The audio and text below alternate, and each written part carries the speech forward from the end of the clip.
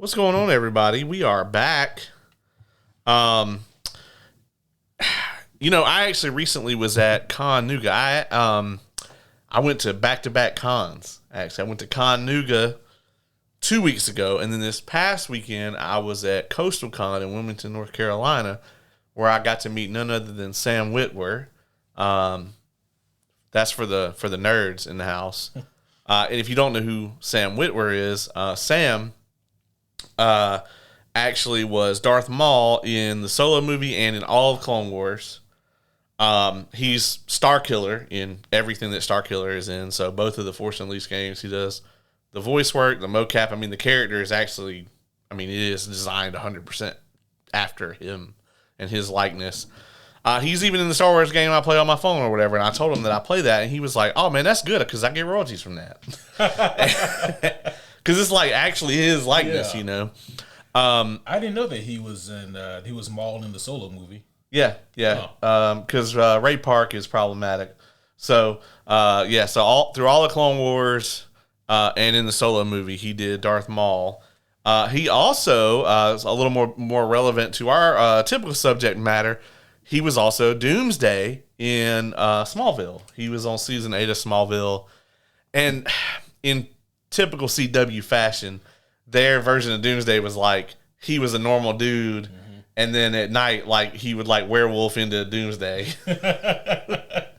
because they didn't have the CG to have Doomsday all the time, which is probably good because there probably would have been like some long expositionary discussions where like Doomsday like laments about his kids or whatever, and we don't really need that. We don't need that. yeah.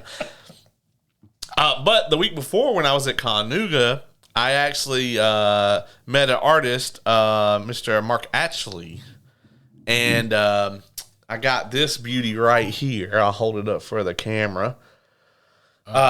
He actually, I didn't know this, but the homie Joe got me one of his pieces a few years ago. I have some art from The Shield up on my wall, and it's Walton Goggins and Michael Chiklis. And come to find out, he actually went on set and did art for like all of them. That's cool as hell. And he's done artwork he has a Green Arrow that he did for Stephen Amell. He also has a Batman animated series that he did for Kevin Conroy. So we sat there for a while and talked about The Shield. We talked about, Kevin Conroy and like him passing and everything. Cause I got to meet him and we were talking about like how he was like such a nice guy and everything. And so that was cool, but he had so much art, man. He's got, both of the brothers from Supernatural. And it's crazy. Like almost all the pieces he had, he did for them. This one right here, he actually, what's Jesse's, Aaron Paul? Aaron Paul, yeah. He actually did this piece for Aaron Paul. Oh, nice. Yeah. So that is just clean artwork. Yeah, it's really good. I thought about letting you put it up in here, but this is going to my house. Sorry. That's fair. Because that right there is that's gorgeous. Yeah. You got to put the Invincible up, man. It's going up, man. It's going up. On a Tuesday? I just got to wait. I just got to wait for Tuesday. Yeah, see, if you came yesterday, it would have been up. It would have been up, yeah. This is the Wednesday we're recording this on, if you haven't figured that out. Last time we were here, man, we talked about the James Gunn announcements that they rolled out with. So the way I see it, man, we've been blue balls in this for years. Let's get right into it. The James Gunn announcement? No. I'm talking about the thing. Oh, okay, the thing. I was like, man, what do you know that I don't know? No. I was like, we already talked about that. That's like the big news. It is, man. It kind of seems like everything has been quiet, all for the release of Daredevil. Yeah. And so, with that being said, man, I think you're right. I think we'll go ahead and get right into it. We will blue balls you no longer. So, homies, one and all, welcome back to a very special episode of the Superhero Homies podcast. My name is Quentin, and tonight I'm here with the world's greatest co-host, the man who hates the WrestleMania 41 card, the homie Caleb. You know, we should have just recorded it because we do this all the time. But we just sat in here and I just Jim Cornette watching AEW Dynamited about that's a long verb, about the entire WrestleMania 41 card. I hate it. And you can catch me talking about that shit on social media nowhere because I don't. It's just here in the confines of the studio with nobody listening. But no, I hate it for real. And I will also note, in regards to Daredevil Born Again, we have both seen the first 2 episodes. We have not spoken about it at all, other than the fact that we've watched it. We haven't given a thumbs up. We haven't been given a thumbs down. We haven't been like, oh man, can you believe this happened? So we have not spoken about it even a little bit because the objective here is we are going to cover this episode by episode so we don't miss anything. So we're covering the first 2 episodes of Born Again tonight. Next week, we're going to come right back here and cover episode 3 with you guys. Absolutely. This is a show that has been 7 years in the making. Yeah. You know, that's how long it's been since we got season 3, which seems crazy that it's been that long. I just watched back through it, like this past week. Oh, nice. Yeah, to kind of get ready for this. I didn't have time to do a full Defenders verse. Yeah. I also didn't have the gumption. I've suffered a lot over the last 18 months. That would be a real roller coaster, man. Just go back through the whole Defenders verse because there's ups and downs. There's a lot of ups and downs, yeah. But yeah, man, we have been waiting for this show for a long time. I'm really excited. We're probably going to be doing 2 a week for a while, guys. We just got a lot to cover because we're going to do probably a 2-parter on Andor season 1. Season 2 is about to come out. And then we got to hit the second half of Invincible, all while we're covering Daredevil every single week. So, and on top of that, we also, I forgot about this, but I think we should go ahead and throw in The Last of Us. Fuck. Yeah. Have we not done that? We haven't spoken about it. Yeah. And when does season 2 come out? April? I want to say it's around Andor season 2 release. Oh my God. So back in the Entertainment Evolved days, I actually did cover every single episode of season 1. So I encourage you guys. It's still all that stuff's still out there. By all means, take a look. And I think you came on and did like an episode or 2 of that. I did. Me and the homie Kevin actually did the very first episode, or maybe the first 2 episodes. Yeah, that's right. So that was really cool. But yeah, that's some good content. Check that out. I know the homie Stanos was on a few of those. Had a great time. We need to figure out get him on sometime. That'd be fun. Yeah. So for shizzle. All right, man. So let's rip the Band-Aid off. Let's go ahead. With that being said, full spoilers for everything. Yeah, I mean the entire MCU up to this point, the entire Defenders verse. I'll go out, although I guess that is now officially MCU canon. Shit. Yeah, I guess. Yeah, that's it. Yeah. So we're going to get right into this, man. I actually spoke to the homie Kevin just last night before the show came out. Yeah. And I promised to all of you homies I will call Kevin up and have him recount the conversation. But we were talking about how hyped we were about this show. And I said, yeah, I don't know if you saw this or not, Kevin, but there were some real cryptic messages that Charlie Cox was putting out there. And I said, he could just be talking about things to generate more hype around the show like actors typically do. But he said something along the lines of he still can't really process what happens in episode 1. It's so shocking and surprising. And I said, man, Kevin, what do you think happens? And he goes, I don't know, man. Like he could just be doing the whole actor thing. And I said, wouldn't it be crazy if they killed Karen in episode 1? And I talked about how Karen, she's killed by Bullseye in the comic books, and that leads Matt down another one of those long, dark, lonely trails of his. And it really fucks with him for a while.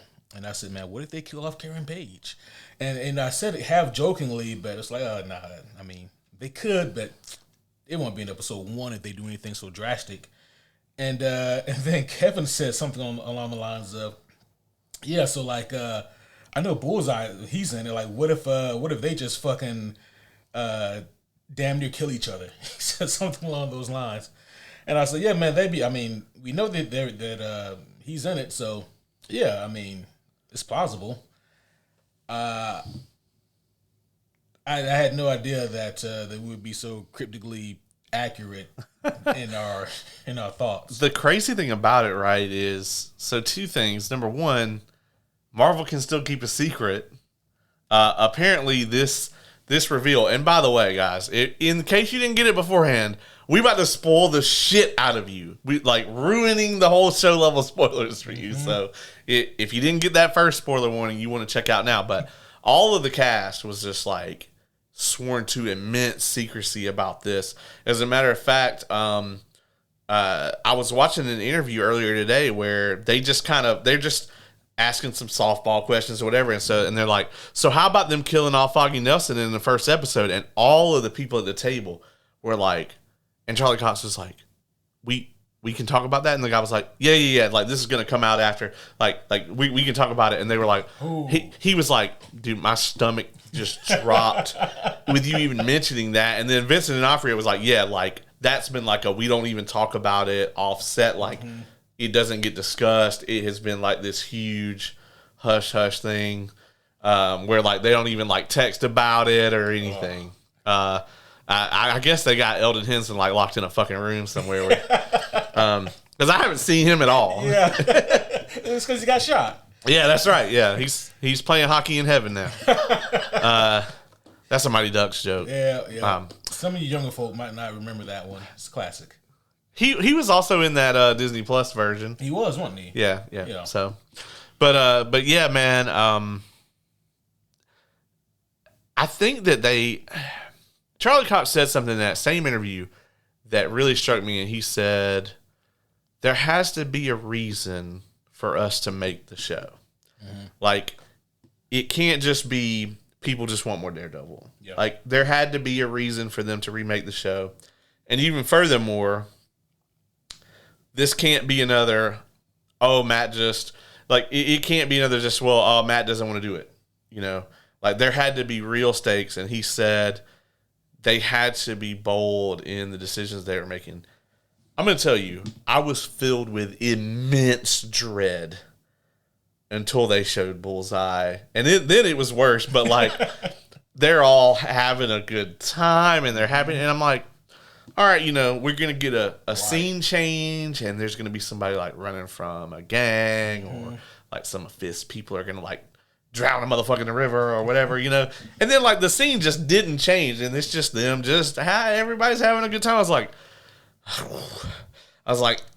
they got about 10 more seconds of them having a good time before like a nuke could just land on New York City, because Matt Murdock is not allowed to have a good time for this for this long.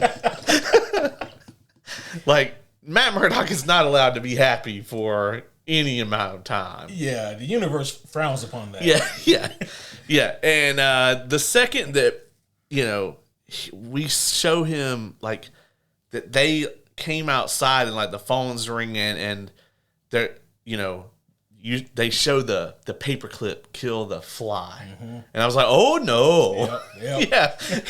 Yeah. And I was like, okay, so like Bullseye's gonna kill the dude at the apartment, like right before Matt gets there, and like that's gonna start the whole arc or whatever. And like Matt got there so fast, and he's in the suit, and I'm like, well, I mean, the Dex doesn't need long to kill you. I mean, he can kill you with literally anything in your house. Yeah. He doesn't need long. Right. Like, oh, you got some papers laying here. All right, well, you're dead. Yeah, is that a dirty diaper? Oh. Yeah, doesn't matter. And then I was like, man, he suited up. He must have found a phone booth. He suited up so fast. He got suited super fast. Well, I guess technically it was probably 3 minutes it took him, I imagine, because Foggy lived 5 minutes away. Yeah. And Benny, the guy who they were, I guess, lawyering for, was holed up in Foggy's place. Yeah. And so if it's a 5-minute transition, took Bullseye 5 seconds to interrogate Benny. Yeah. And 4 to get back down to Josie's. Yeah. Whereas Matt had to change, got to where Benny was, and turned around. Yeah, I mean, it had to be like, what, 2 minutes, I guess. Yeah. Real fast. Yeah, maybe he, like, keeps most of the suit on under the lawyer shit. I have seen that before. Yeah. Yeah, he could do that. I don't know what he does with the with the helmet. Yeah. He's prison pocket. Oh, no. Oh, no.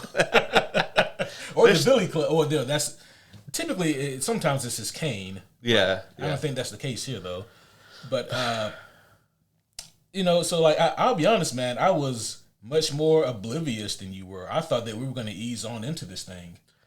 The moment that he got there and Bullseye wasn't there and Foggy and Karen were standing outside and, like, I don't know, man, there was just something about all of them they just kept laying it on how, like, relaxed and happy everybody was. And I was just like, Matt Murdock doesn't get this. He's not allowed. The fucking Beyonder or somebody is going to show up. You know what I mean?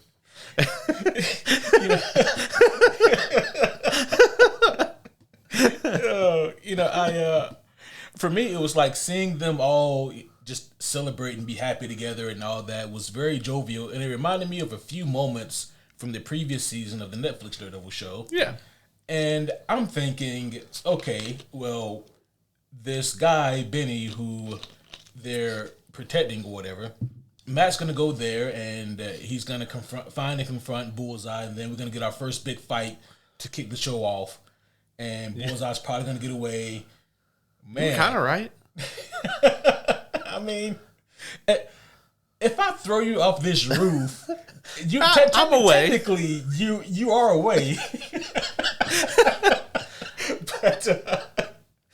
But no, so like, yeah, it was like when I noticed that, okay, Bullseye's not there, and then the only thing that Benny says back to Foggy is, "I'm sorry, I had to give him, I had to tell him where you guys were at," and that was it. And I was thinking, oh, so he's gonna attempt to maybe kill, you know, some of Matt's closest friends, or maybe even Matt.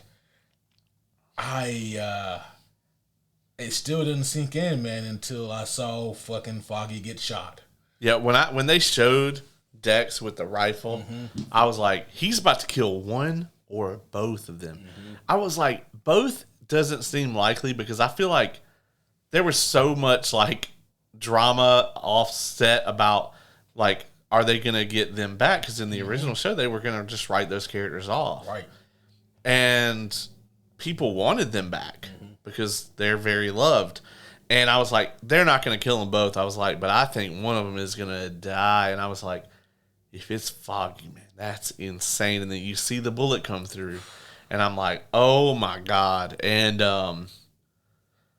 the way that they shot this fight, I've seen some people that did not like it for the same reasons that you and I typically don't like an action scene where it's like they do all the little tricks, like have them go behind the wall, and like there's some parts where the CG wasn't bad, but it wasn't great either, you know, where they did some CG in there. But I actually didn't mind it at all in this fight, because the fight is not the centerpiece of what is actually happening here.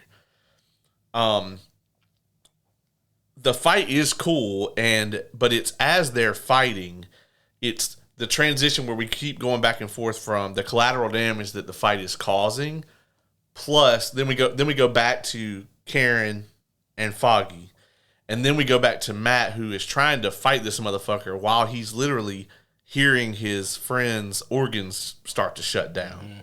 And he's hearing his heartbeat slow, and he knows that Foggy is out there bleeding out. And he has to keep fighting, knowing that.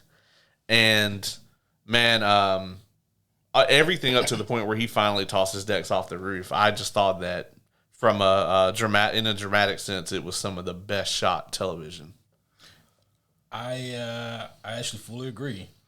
When we started to get the fight scene, and like you, I had seen people online say things like they didn't like it because they didn't like the CG work or whatever the case may be, or they didn't think the choreography was as clean. I'm like, it may not be, like, don't get me wrong, their fight wasn't season 3 Bullseye versus Daredevil No. But this is also a completely different thing. And it didn't need to be. It didn't need to be that either, right? So this is a completely different thing. This is their, as far as we know, their second time fighting each other. Well, third. Yeah, the third time fighting each other. And because he just waxes that ass the first time. Yeah. And unless there's a little bit of space, in which case, yeah. But yeah, I thought that they did the smart thing, which is what I always, yell at the TV screen for these filmmakers to do, which is if you know your CG isn't up to par, obscure it in shadow. Yeah, and that's what they did, and they did. Also, I think a pretty good job of transitioning from like CG models to real people. Yeah. And I'm a sucker for like the go behind shots. So like they're fighting almost in the background, and then in the foreground, like the doors close, and then you see their silhouettes fighting, and then they go through the door. Yeah. And I'm a sucker for stuff like that. Yeah, I thought it was good. Yeah. And then and when they came through the door. Yeah. Yeah. Which that person that was like right there by the door got fucked. Oh yeah. And fucking Bullseye, such an asshole. Yeah, he is. Like he's fucking offing people that have nothing to do with anything. Like Matt don't even know them. Yeah. Like the one lady, like, so there's two people on either side of the door that they go busting through. And Bullseye, he takes like a pool ball and chunks of that one lady, hits her right in the fucking head, and then picks up another one, and he throws it at the other lady, and for a split second, she's probably thinking, oh, thank God, I think he missed. And then it smacks her in the back of the head, and she collapses onto Matt. Yeah. And it was just, that wasn't necessary. It was not. Those were two objects you could have thrown at Daredevil, but you chose to throw them at the innocent people. I think Dex went there knowing that Matt was going to beat him. Mm-hmm.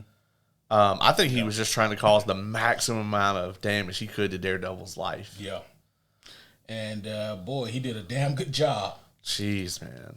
And like this fight, man, it goes on, and like Dex he's going up the stairs, and like they're both at this point just battle weary. Yeah.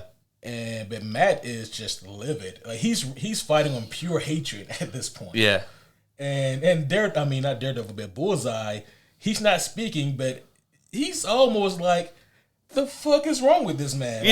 Yeah. And he gets up on the roof. He's like, I think I gotta wait. He's like the last henchman that Batman fucks up right. at every crime scene. He's like, oh God, I think I gotta wait from him.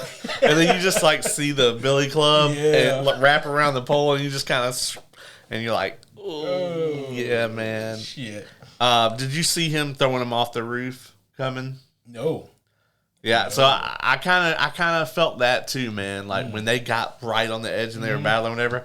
I was like, when Matt hears his heart stop beating, he's gonna throw this motherfucker off this roof.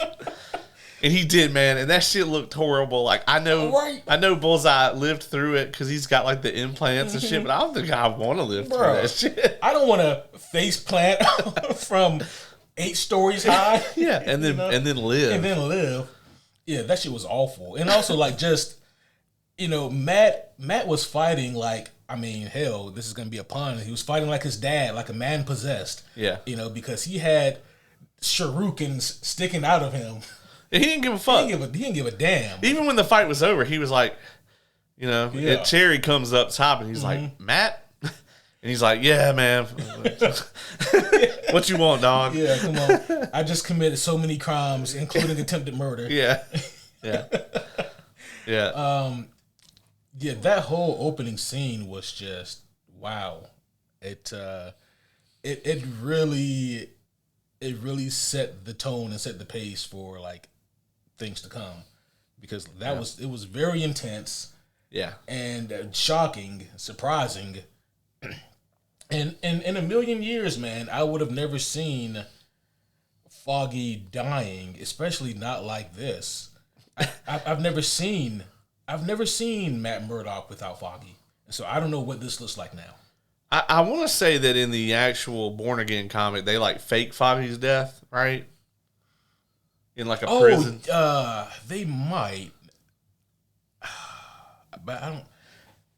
But this death ain't fake. Yeah, no. No, he gone. Yeah, it's crazy, right? Like, the other thing is, like, we never would have thought that Disney would do this in the opening episode. I mean, a lot of people were very worried about this being like Disney-fied or whatever. Yeah.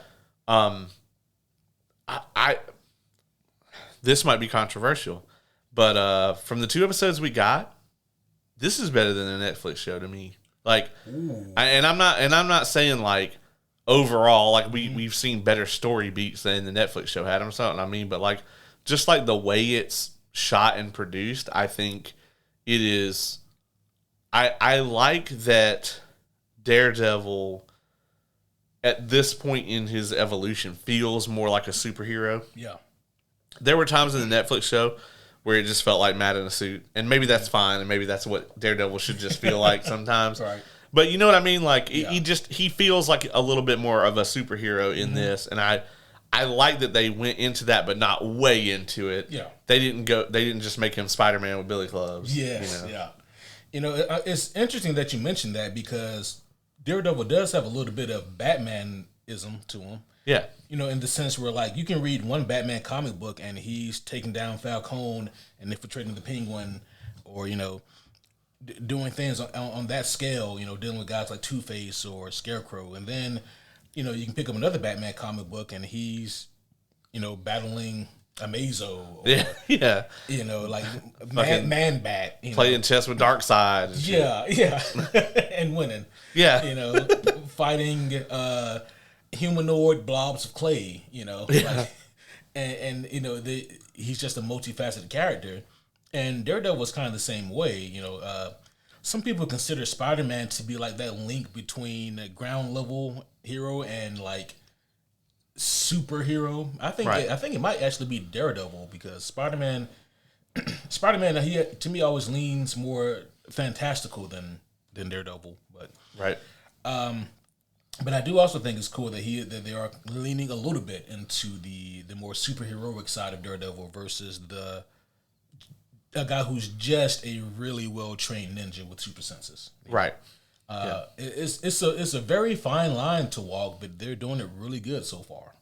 Yeah, I agree. I like seeing him using the gadgets a little more. Yeah.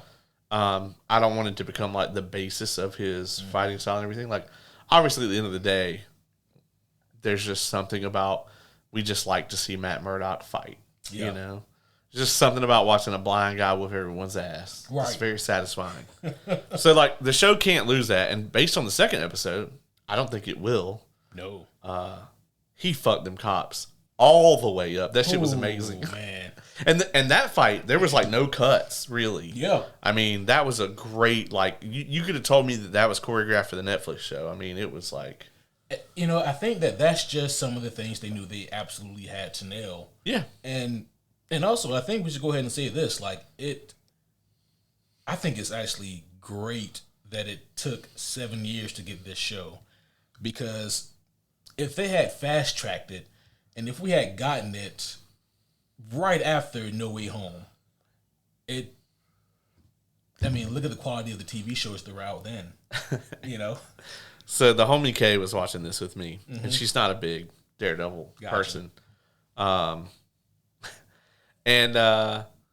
know, they're kicking the shit out of Matt. She's watching this scene with me. They're kicking the shit out of Matt, and he's like, you guys really don't want to do this or whatever. And then, like, he just, like, breaks that dude's arm or whatever. And she's like, ah! And I was like, he told them that they didn't want to do this. And, like, you know, a couple seconds later, they're all, like, laying her on the floor, like, injured. Yeah. And she was like, what the fuck? I was like, he's a really good lawyer. He's a really good lawyer. If they don't have a T-shirt of that already, they need to make one. Right, yeah. And he's a really good lawyer. Oh, yeah. He fucked them all the way up, though. Yeah. We're getting ahead of ourselves, though. So let's bring it back to right after the Foggy Nelson death. He throws Dex off the roof, and I think... I love the throw, also. He's just so... Because, like, he's not even thinking about Dex in that moment. He's mourning the loss of his friend. Yeah. And it's just like a lackadaisical, like, you know, like if you're tossing garbage into the dumpster, Yeah. That's kind of what he did to Dex here. Yeah, it's not like if you envision Batman killing the Joker, where Batman would just be like, "You're never gonna kill anybody again," and just toss this motherfucker into the abyss, which I'm sure he's thought about so many times. Yeah, but like it's just a very effortless, just like, "Get the fuck off my roof, dog!" Like, and the splat is crazy. And I think what makes this scene so intense too is when Dex hits, everything goes quiet, and we're just kind of there with Karen. And the way that this scene was shot, I thought was so fantastic, because where the camera angle is, you have Foggy laid out, and then you have Karen right behind him, and her arms and hands are just covered in his blood, where she's trying to stabilize him until the cops get there. Which I'm like, Bullseye can kill you with a fucking paper airplane. Right. This motherfucker had a sniper rifle. You're done. Like, like I don't know where like the perfect place to shoot a person is, but he does. He does, and he's gonna hit there. So, and then you have Dex's body kind of like right behind her, and you have this moment where Karen realizes that he's gone, and then she goes to get up, and she's just kind of in shock, and she sees the body, Dex's body there. And then she's immediately hit with, did Matt just kill this motherfucker? And so, like, she just gets all of this. And, like, the camera was very intimate with us just getting to see Deborah Ann Wall just really kill this scene. Yeah. Yeah, and she did. Yeah. Like, she really, in so many ways, was the audience surrogate. Yeah. Because we were all kind of experiencing what she was. Yeah. And, I mean, just sheer surprise and terror and flabbergastedness. Flabbergasticity. Yeah, the flabbergasticity of it all. That shit was insane, though, just to see how it transitioned from a fun night out, and we would get to see the trio one last time, to this. It's interesting because season 3 ends with them writing the firm name on the napkin. Oh, that's right. And so we got to see like the fruition of that, and then it immediately gets ripped away. Oh my gosh, you have to wonder when, because we know that there's a 1 year time jump. So are we to assume that they've been functioning for 5 or 6 years, and then the Bullseye incident happens? It starts to get complicated, right? Because let's talk timeline. So what I have been reading was that on the official MCU timeline, which Kevin Feige has not given us yet. Well, I mean, they've given us parts of it, but it hasn't been updated with all the other details. This is supposed to take place like 4 months before Brave New World. Right? Okay. So to me, how does that factor in with the snap?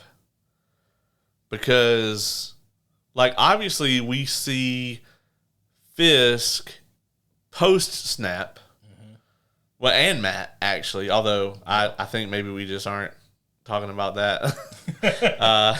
Well, we see him in Echo. They're both in Echo. Yeah, they're both in Echo. They're both in Echo. Yeah. It which Marvel never told us in any of the marketing. Yeah, they had no idea. They never mentioned that at all. Yeah, but that's sarcasm, folks. Yeah, right. So, I guess we are operating off the idea that like none of them got snapped. I guess, right? Because that's never really talked about. We know that Fisk getting shot in the face was post snapping, so. Right now in the MCU, Brave New World would be taking place in 2030. So this would be a couple years. So yeah, I mean, it's got to be a while. Yeah, it's got to be. Wow. So, yeah, it's probably one of those things where like until they sit somebody down to figure it out. Yeah, just leave it ambiguous. Yeah. Well, and we know that there's a 1 year time jump from Foggy's death to where our actual story arc really picks up for the season 1 of the show. Yeah. So there's two main pillars to this show. Obviously, we talked at length about one of them, but this is the point where we switch over to the other one in the show, and we get to see some Wilson Fisk. Boy, Wilson, I want to say this. The first thing I noticed about Wilson Fisk is he has the saddest diet that I have ever seen. If I wake up, because like I do my workouts in the morning, so like I like to have a nice hearty breakfast when I come home from the gym.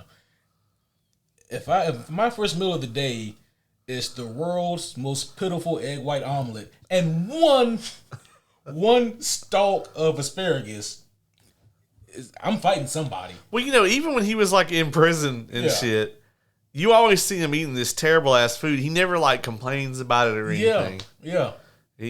That's why he's the way he is, because the motherfucker's never had a good meal. Yeah. Somebody need to make this motherfucker some like old grandma mac and cheese. Yes. With some like properly cooked collards and like some steak. And you know what? Maybe that's the problem. Vanessa, she only gives him one kind of mac and cheese, which is good for the soul, but not for the stomach. I see. Yeah. That's the problem. Yeah, I don't think he's getting that mac and cheese. No, he's not. He's not. So our introduction to Fisk here was interesting, man, because we're kind of very quickly taken through a couple things where, number one, it's super evident that Vanessa has taken over the crime empire. Mm-hmm. And when Fisk walks in, like the whole place kind of scatters, and they kind of make it out like they're afraid of Fisk, but I think it's more just like them giving them the room, because I think at this point in time, man, I think Vanessa is the alpha of the whole operation. Yeah, I think two things can be true. I think they realize we should probably give them their space, and I do not want to fuck with Fisk. Yeah. Well, they probably all really like working for Vanessa because she's smart with it. Mm-hmm. Business seems to be good for everybody, and she's not also out here killing people with her bare hands that we know of. That too. That we know of. We don't know how she kills people. Yeah, that's true. And also, because like she's got that feminine touch, she knows how to stroke men's egos, and we see her do that almost immediately. Yes. Whereas I'm sure Fisk never did any of that. No. No. Yeah, and with Fisk here, I want to put a pin in this. I had a thought really quickly. Yeah. There are like two what I consider surrogate characters in this show that I feel the show wanted to use other characters, but because they're dead, they had to swap them out for other characters. Yeah. Like with Cherry, I was racking my brain thinking, man, like he's got a lot of screen time in this, but I don't think he's an existing character. I think they wanted to use Ben Urich, but because Ben, he did. Yeah, he did. They're like, well, shit, he needs somebody else on the inside. And then I think his name is Buck, the guy who was like Fisk's right-hand man. Yeah. That clearly is like a Wesley. Yeah.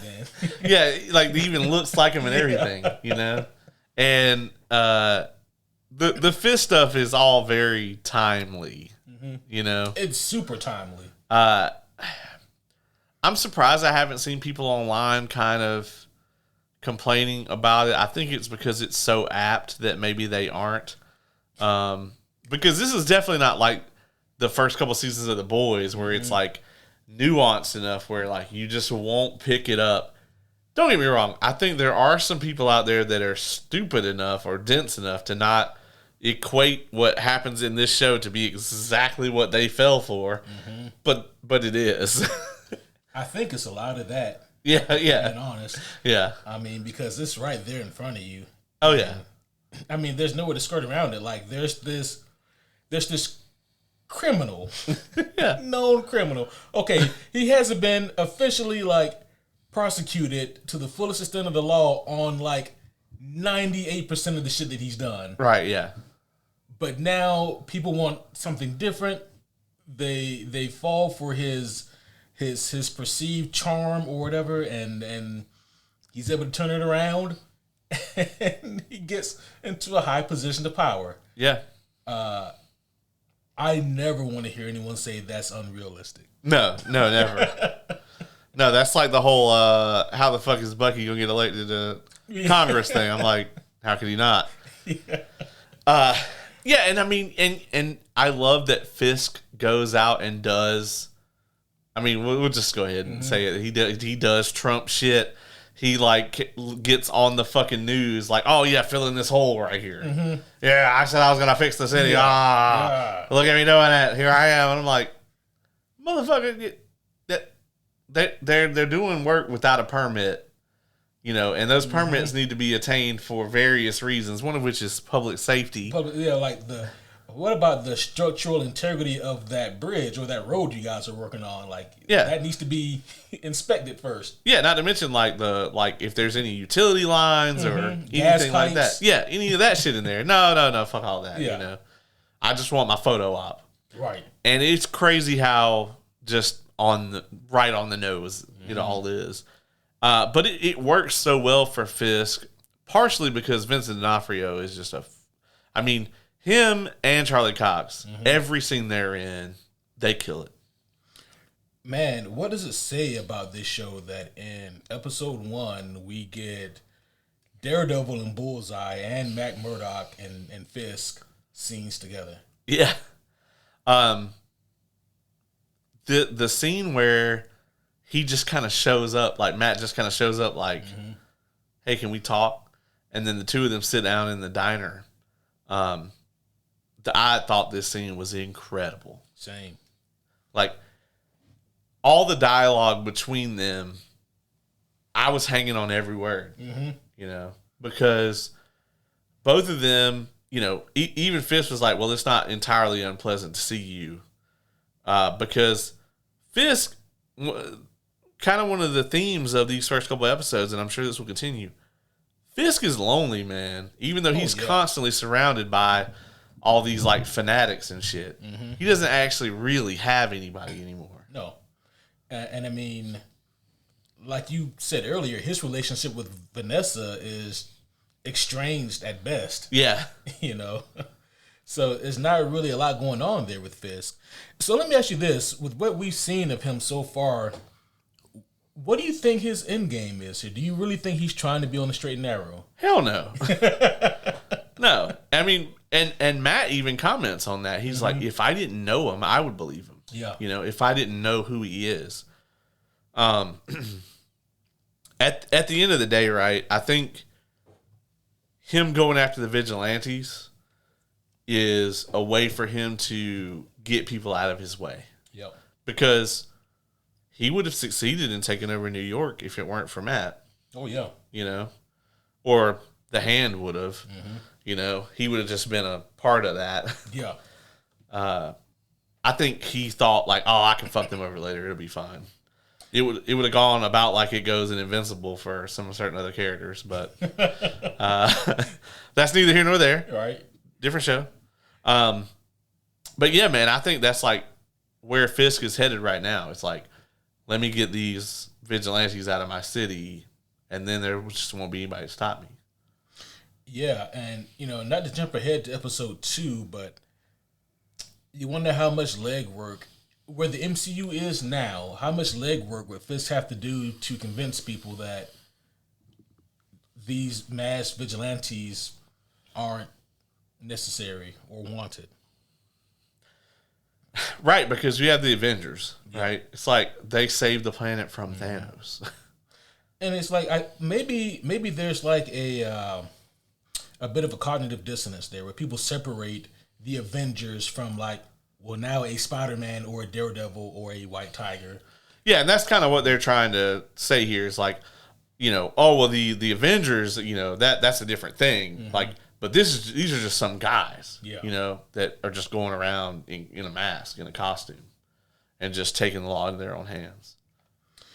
Let's go to the, I guess it's some part of the trial of Bullseye. Yeah. First of all, I love the contraption they have him in. Yeah. Yeah.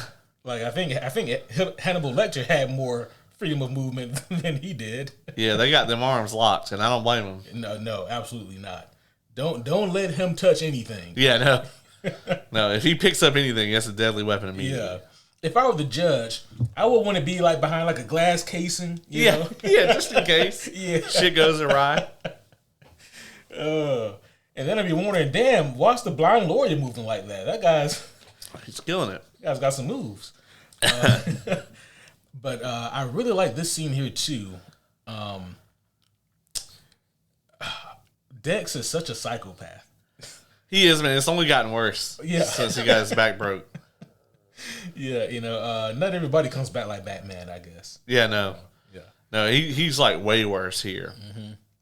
And I loved Matt's visual reaction when the sentence was read. Mm-hmm. He gets life without parole after Matt makes his speech or whatever.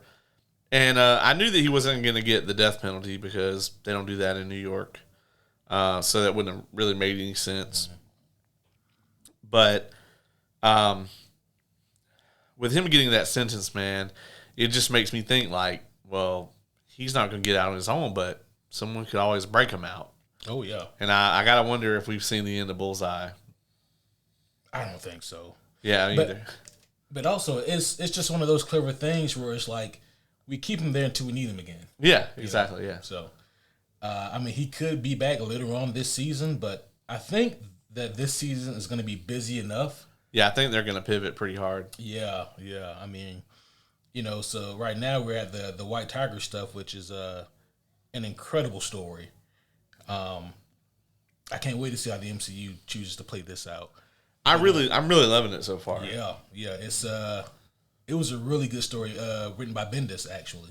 Yeah. So I don't know if you actually saw in the credits, but Bendis is like an executive producer on the show. Oh, I didn't see that. Yeah. And when I saw that in the first episode, I was like, oh, okay, well, that explains why this shit is good as fuck. Yeah. They got Bendis in the room. Right. Which, yeah. This what you want to do. Yeah, do that. Fucking Frank Miller is not going to come, so. Yeah. Frank Miller like, fuck off. Yeah, but Bendis will pick up the phone. For sure. I guarantee you that there's nothing he could have done, but I guarantee you he pitched for some kind of Spider-Man cameo. Yeah, did we talk about that previously? I don't know if we talked about it on mic. So, Daredevil showed up in Friendly Neighborhood Spider-Man, but as it turns out, Spider-Man is not going to be able to show up on any of the Disney Plus streaming shows because Sony, the rights deal that they have with Disney doesn't include any of that. It only includes movies, like the crossover movies with Spider-Man and MCU, which is ridiculous. So, yeah, there is no chance of Spider-Man showing up in this show, which is unfortunate as fuck because that would be amazing. It would be so good, so fantastic. So yeah, I guess we have to wait until Secret Wars for them to cross paths, or Spider-Man 4. Yeah. So let me ask you: do you? Well, I mean, they already crossed paths as superheroes. Oh, okay. In the suits. Yeah. Instead of like just a really good lawyer and a kid down on his luck. Well, he is a really good lawyer. He is a really good lawyer, and Peter is a kid down on his luck. Way more now than he was then. I did like the nod that we got, where it's like, yeah, we realize that he's out. Spider-Man has toned it down, and he's just like being your friendly neighborhood Spider-Man now. Mm-hmm. He's just kind of being a street level person now and not like in the news and trying to do all this cosmic shit. Yeah. Let somebody else handle that. Right. But since we're here, man, down this rabbit hole already, do you think we're going to get wider MCU cameos outside of the Defenderverse here? Ooh. And if so, who? Who?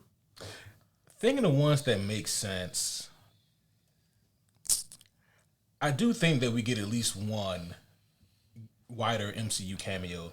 I will say this, depending on what route they go with like the White Tiger stuff, because White Tiger, he does have technically superpowers, like his amulet is, it bestows him like enhanced senses or like enhanced strength, durability. I was going to ask you about that. Yeah. And again, I guess mild spoilers, but like, in the comics, when he's on trial, they already know he's, White Tiger in the comics. And so Matt Murdock brings up a couple of people to speak on his behalf, and one of them is Doctor Strange, the master of the mystic arts, to speak on the validity of the amulet and how it works and its function, and to kind of cross-examine the prosecution team to see, like, did you guys even look into any of this, Yeah. I mean, he also brings up Reed Richards, but they're not going to do that.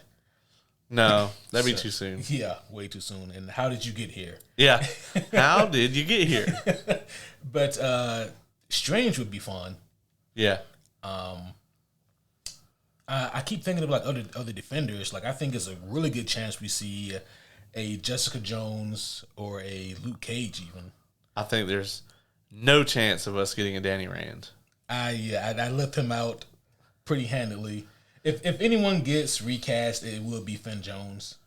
Yeah, I gotta be honest though. Like, I know that there is an arc in kind of the original Born Again where they do something where like Matt Murdock goes to jail for being Daredevil, and then Danny wears the Daredevil suit and goes out daredeviling to kind of try to prove that Matt's not him because they got him under lock and key, so he can't be Daredevil. Right. So something like that could be interesting, but assuming that they gave Finn Jones like time to learn how to fight. It's been 7 years. Yeah. Yeah. I think there was a Brubaker story who wrote that one. It was good though. Yeah. It makes sense, somebody who can go out there and kick ass and be a convincing Daredevil. Right. Yeah. Who do you think we get from the greater MCU? Yeah, it's interesting, right? Because like obviously the New York heroes are the ones that would make the most sense. Mm-hmm. We can't have Spidey, obviously. He would make the most sense. Yes. But Doctor Strange is right up the street. Literally. Yeah. So I mean, obviously him, right? I'm trying to think of anybody else who's like New York based at this point. There's not a ton, right? No. So one that would kind of make sense considering the time frame that you just explained, Thunderbolt Ross. Yeah, that would be interesting. Yeah. Or, we could get Sam. Yeah. Although, if he shows up, man, he's just gonna wreck the shit out of whoever. Yeah, with that fucking suit. Yeah, oh, yeah, for sure. Yeah, he don't need no serum. That suit is awesome. Yeah. But I don't know, man. There's a couple different things that could show up. People show up. Shang-Chi is a possibility. Oh yeah. Although that would be crazy. Right. I'd be wondering, like, what exactly are you doing in New York right now? Yeah. Oh man. Me and Wong just we like the sandwich place down in the corner right here. There's nowhere else in the cosmos I can get a sub this good. So it probably is a greater chance that we see Wong than Doctor Strange, just because that seems to be how it goes for whatever reason. Yeah. And I guess technically, he is the master of the mystic arts or the sorcerer supreme in the MCU. That's true. Hasn't Wong met Matt at this point? Because Wong was like all up in She-Hulk, right? Jesus Christ. Not like I'm in the show. I don't know. Okay. Isn't all the Wong and Madison shit? Isn't that in She-Hulk? That's in She-Hulk. Yep. Yeah, man. Him and Matt probably crossed paths. Okay. When they probably crossed paths when he was all up in She-Hulk. Oh my god.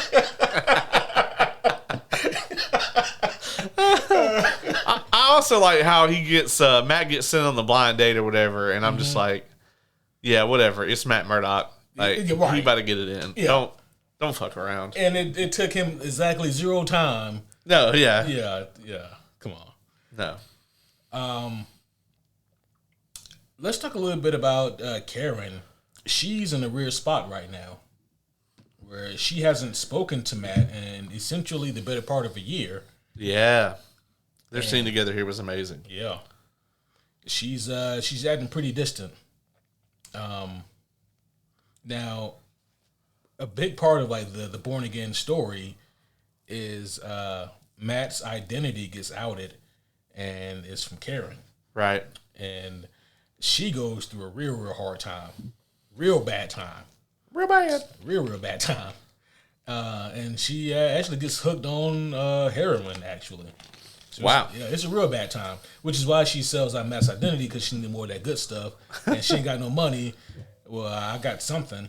That would be crazy. Yeah.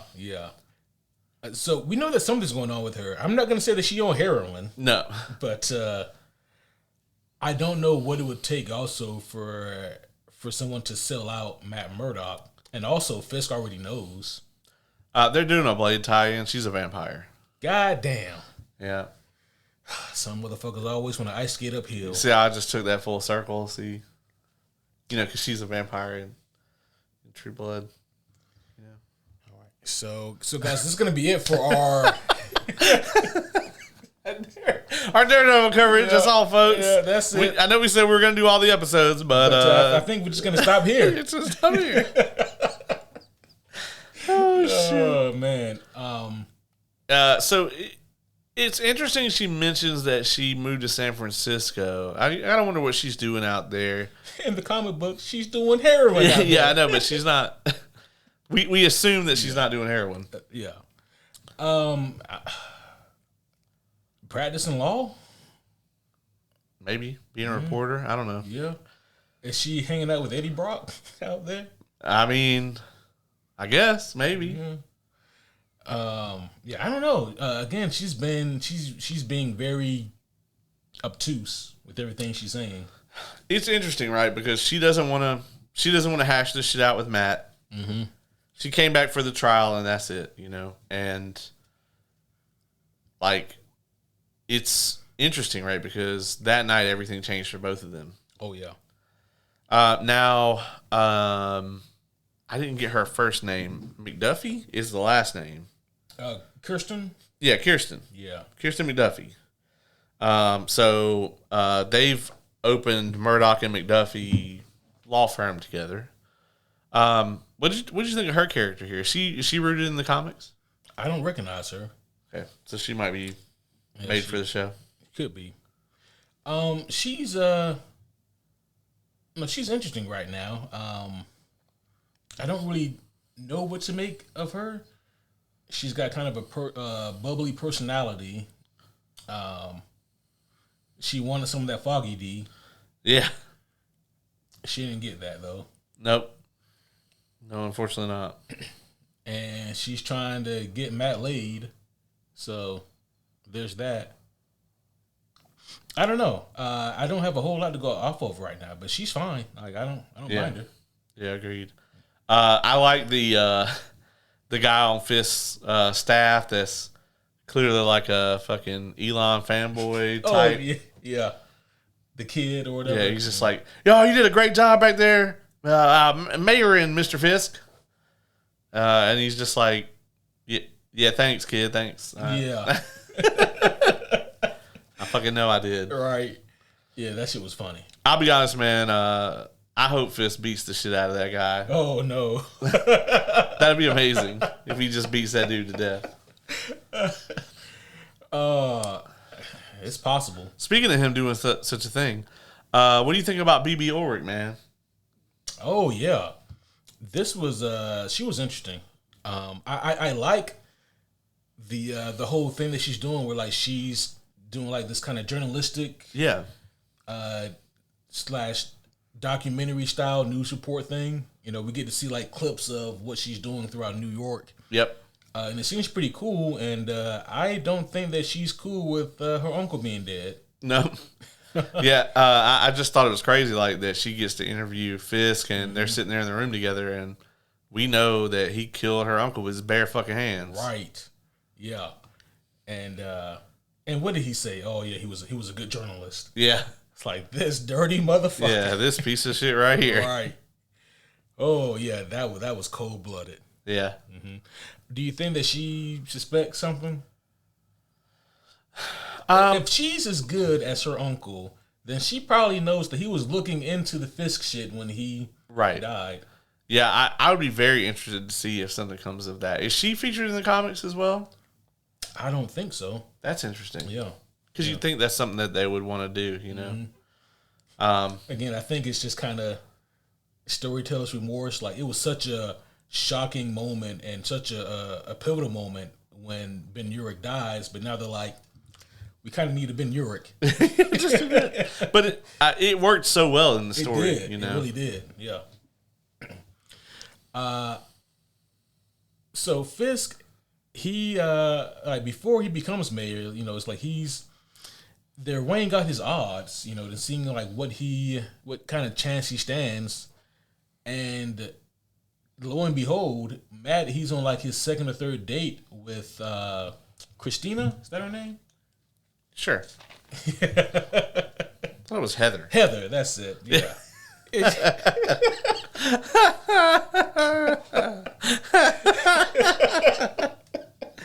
Oh God. Oh shit. Wow. Yeah. That's not the first time that's happened. Yeah, it's definitely not. Today. Heather. He's on like his second or third date with Heather, and they're hitting it off pretty well. Yeah. And then Matt hears the news. He literally hears the news. Yeah. That Fisk has been elected mayor of New York City. And I love how they ended this episode, man, with, you know, Fisk standing out looking over the city and Matt on the street looking up. And the lighting with the red on the one half of his face. All of this just, I mean, it's hard to imagine a better opening episode than this to resurrect this show from the dead. They knocked it out of the park. And Marvel is super invested in it too, because they're already they're not filming it yet, but they're about to start filming season 2. Wow. Yeah, and D'Onofrio said that he had to have a cry over something that happens in his script in the second season. Oh my God. Yeah. Jesus Christ. Yeah, man. I was just like, holy fuck. Yeah, so Marvel is all in on this show. That's incredible.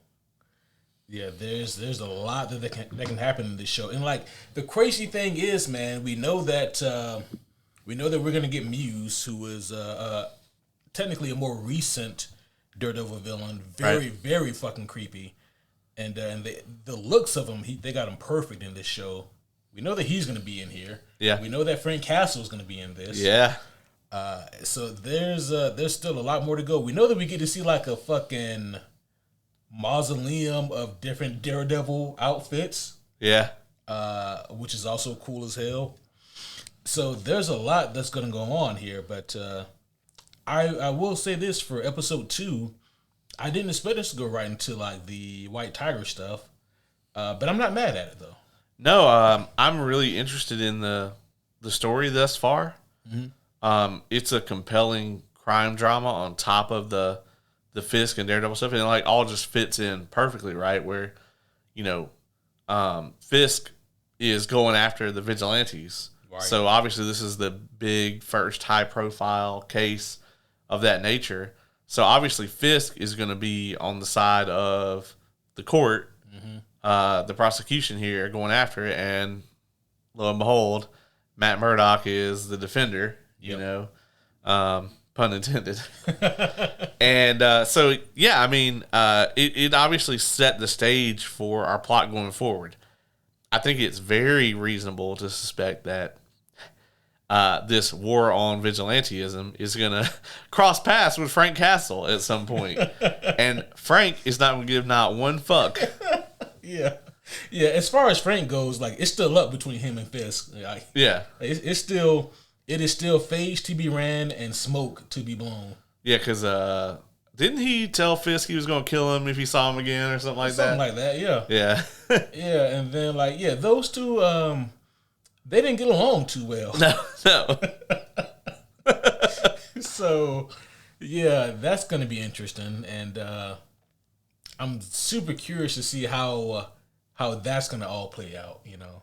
Yeah. What's Frank been up to, and how is he gonna get brought into this?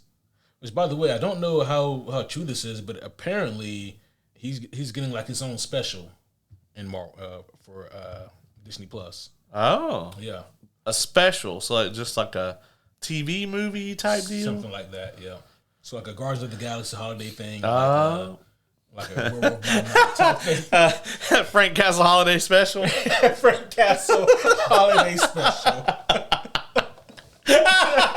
That'd be amazing. I'm here to punish all the people on the naughty list. Yeah, the Frank Castle Easter special. Oh my god. There won't be no resurrection this time. Yeah. Oh my god. It turns out that in they're gonna do what was the Chris Evans movie? The recent one? Yeah. Red One? Yeah, Red 1. So like Red 2, like Frank Castle's the villain. Oh no. I don't know, man. I like J. Jonah Jameson over there as Santa Claus, but I don't know. I don't know if he can beat Frank Castle. Right. Oh yeah, that's tough. Yeah, I wouldn't want none of that. No. Unfortunately, the actor who plays Hector Ayala, he actually passed away. Oh, I didn't know that. Yeah, he passed away just a couple months ago, real recent.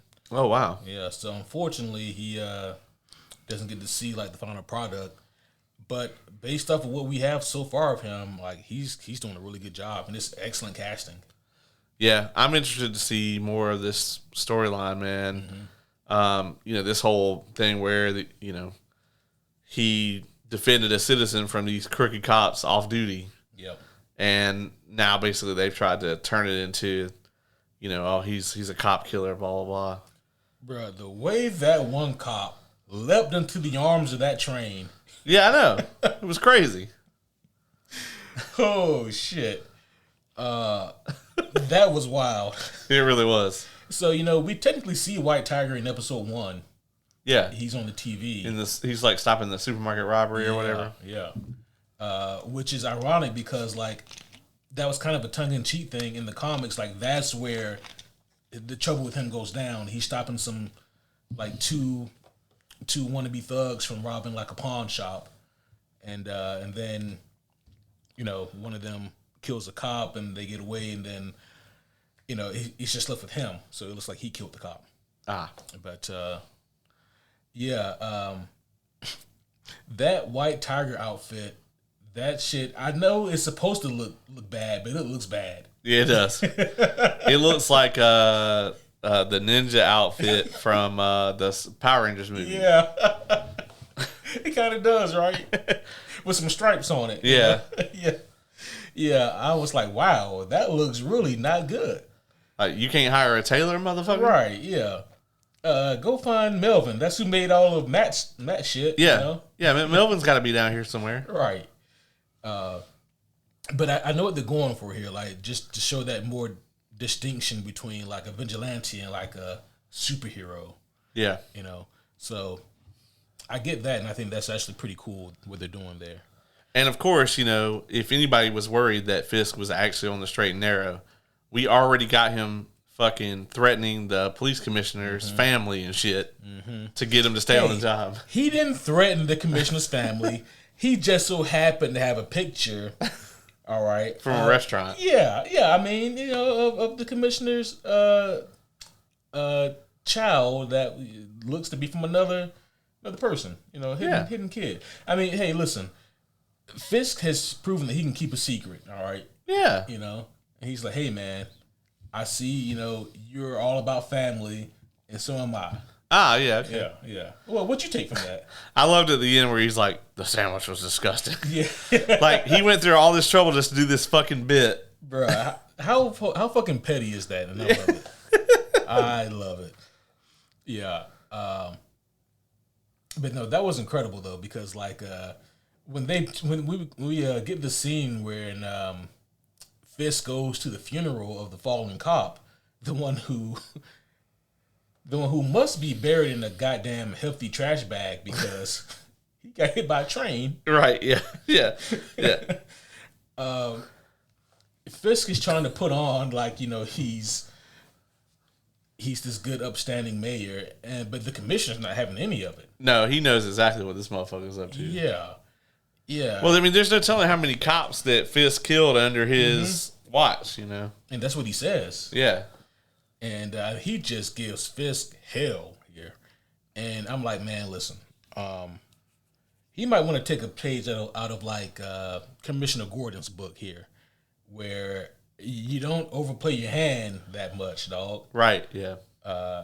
Because Commissioner Gordon wouldn't sit there and entertain Fisk, but Gordon would be like, yeah, okay. Yeah. And then, kind of walk the fuck away. But what this commissioner does, he just... And another thing, Fisk, you fat, ugly motherfucker. Yeah. If I ever see you... like, he just goes off on him. Yeah. And I'm like, you probably shouldn't do that, dog. Yeah. You really shouldn't poke the bear here. Yeah. Especially now that the bear has power. Yeah, also, like, this motherfucker crazy, man. Yeah. Like, you could just... The thing about D'Onofrio's performance as Fisk is it's just... He does such an incredible job of every moment that he's on screen, you can just sense the immense rage beneath the surface. Mm-hmm. He's always just one fucking pin drop away from just demolishing a motherfucker. Yeah. Like you can just see how hard he has to fight to restrain that within him. And it's real hard. Yeah. And it's constant, man. Yeah. He's even going back to episode 1 where he was sitting down with Matt, like just his mannerisms. Like, if you ever seen anyone do like this number with their hands sitting at a table, they want to punch you. Yeah. They really want to punch you. Yeah, because there's no telling how many times like Fisk has laid awake in a jail cell and just dreamed of beating Matt to death. Right. It's like he's right here in front of me. Yeah, I could do it right now. At least he thinks he could. Yeah, right. I could attempt to do it right now. I could attempt right now. No, he's probably gonna do some more of that blind ninja bullshit. But I'll get him this time. I'll get him this time for sure. Where's Poindexter? Yeah. I can hire him again. But the Fisk stuff, like you can tell, like I almost felt bad for Fisk, like when his handler or whatever was like giving him the itinerary for the day. Yeah. And I was like, that sounds awful. Yeah, it really did. None of that sounds fun. And he was like, can we just skip some of this? Yeah. Like, no, you gotta do all this shit, dog. You're the mayor. All of it? Shit. But the real meat and potatoes of this episode, besides Fisk settling into his role as mayor and immediately blackmailing the police commissioner,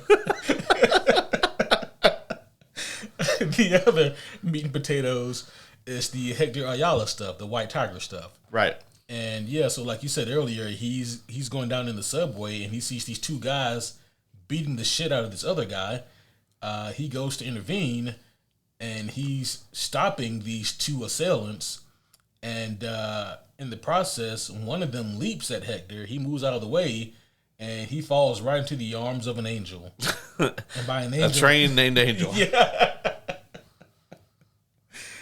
And then at that point, the other guy who was beating up the victim pulls out a gun and says that he's a police officer.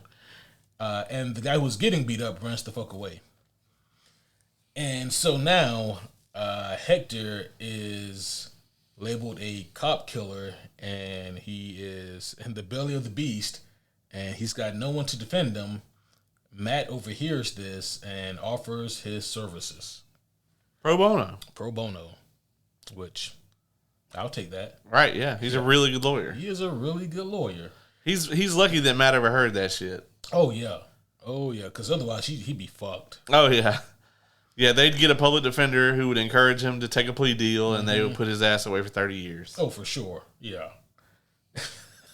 Then that'd be it. Open and shut case. And then you have to assume that he'd even make it to prison. Right. Oh, man, yeah, he had an unfortunate stabbing accident in the shower. Yeah. Yeah, so Matt, he hears him out, and it's interesting because Matt can tell that he's being truthful, but Matt can also tell that Hector is holding something back, that Hector isn't telling the whole truth. And so he wants to do further investigation on that. And so he gets good old Cherry on the case. What do you think about Cherry? I like him. Yeah. He was not in the original show though, right? No, they gaslit the fuck out of us though. Yeah, like, oh yeah, this guy was here the whole time. Yeah. He's one of the Rick and Morty parasites or whatever. Fucking reverse giraffe. Yeah. Come on, you don't remember me, guys? Yeah, I've been your best friend for 30 years. I'm Sleepy Cherry. Yeah. Oh man, we love Sleepy Cherry. We love Sleepy Cherry. Yeah. Yeah, he's right over there. He lives next to Photography Raptor. Yeah. And Ghost in a Jar. Right. Yeah. Hey, wait a minute.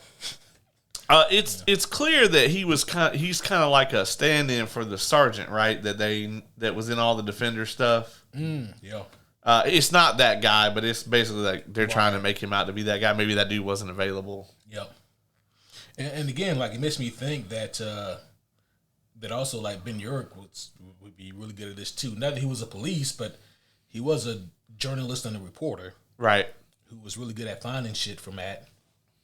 But no, I like Cherry here though. He does good work.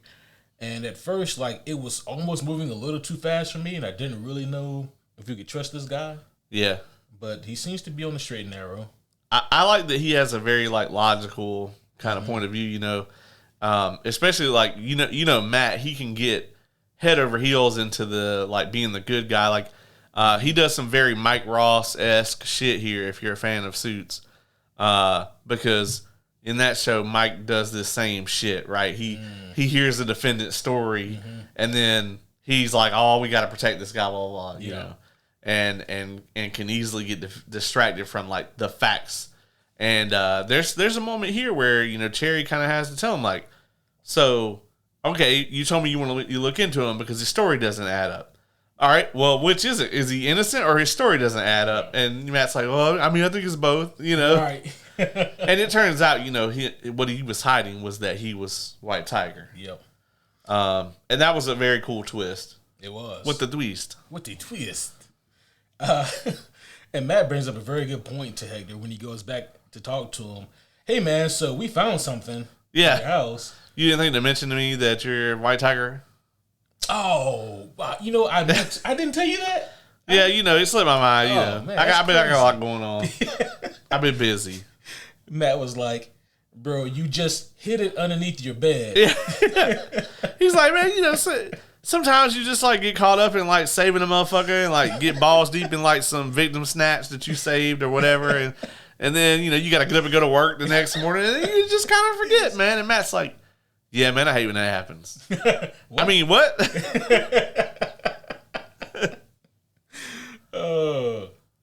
Yeah. But Matt was like, "Hey, man, look, it took us like 13 and a half seconds to find your super suit. So the cops are definitely going to find it." Yeah. I actually really like the scene where he got the evidence thrown out. Yeah. That was, like, really clever because otherwise it makes no sense, right? Because they would just go in there and be like, "Oh, this guy's been hiding that he's a vigilante. What else is he hiding?" Blah, blah, blah. Yep. And then, you know, it'd have been very hard for them to like, convince the jury after that. Oh, yeah. Yeah, he'd be done. So they do go for, like, the bail hearing to see, you know, if he'd be able to post bail. No. Yeah, that judge was an asshole. Right. So, yeah, better luck next time. But the one missing piece that they really need is the guy who was getting beat up by the two crooked cops. Yeah. And luckily, with Cherry's help, Matt is able to find the lead on the guy. And this takes us to the finale here of the episode. Matt does go and he finds the guy. Says, "Hey, look, man, I'm a really good lawyer. Let me in. And you got about 20 seconds before those crooked cops come in here after you." And the guy's not really listening. You can't blame him, though. Like, this blind lawyer comes out of nowhere. Yeah, just shows up at his house like, "Hey, man, motherfucker, listen to me." Yeah. and he tells you to go out through your fire escape. And then the guy doesn't listen until like there's a knock at the door. Yeah. And so.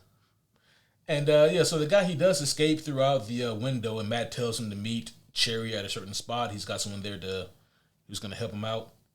And so hopefully the guy made it to Cherry. Yeah, we'll see. We'll see. We gonna see. What we also gonna see is these two cops proceed to get the shit beat out of them because they come into the guy's apartment and they just see Matt Murdock standing there smugly. Yeah. And they're like, what happened to so-and-so? And Matt just says, he's not here. And they know that Matt's being coy. Right. And so they rough him up. Matt's a tough guy. He takes it. But it's when they say, well, we got to get rid of the guy, and they pull a gun.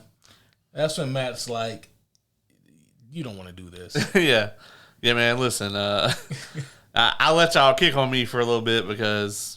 I'm just a swell guy. But you don't want to do this shit. And apparently they think they want to do the shit. Matt proves to them that they don't. This was a great scene. It is as quick as it was, man. He fucking annihilated these guys. He fucked them up. All the way up. And then after he fucked them up, he kind of realizes the gravity of the situation. And he's like, oh, fuck. Yeah. That one guy, man, that landed on his like neck or whatever, I don't think he's getting up. Right. So, it's supposed to be like in the comic books, because of his senses, Matt has like a real keen sense of the human body and how things work, because he can just pinpoint like arteries, obviously heartbeats, organs moving, bones shifting. And so he knows like the right amount of pressure to apply and the right place to hit to get the desired results. Sometimes I don't think he cares about that. Yeah. And this might have been one of those times. Yeah. This and, when he threw Dexter off the building. Oh, yeah. He wasn't even thinking about that shit at all. He was like, you got superpowers. You might survive. Oh, man. And so now that's where they leave us with episode 2. We got 7 more episodes. And there's a lot more to go here. What do you think the long game is for this season?